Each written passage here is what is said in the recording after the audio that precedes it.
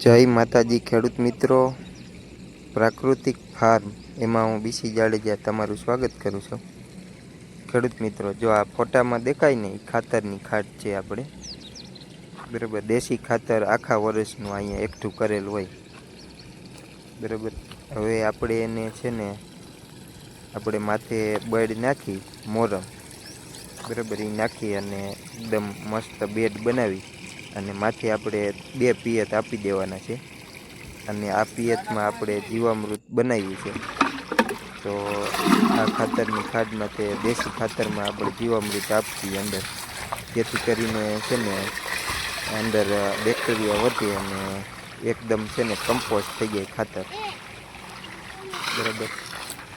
આ રીતે આપણે દેશી ખાતર છે ને એ સૌથી ઉત્તમ ખાતર કહેવાય, બરાબર. તો મગફળીમાં આપણે ચોમાસું ચાહ કરી અને ચાહે ભરવાના છે આપણે ખાતર.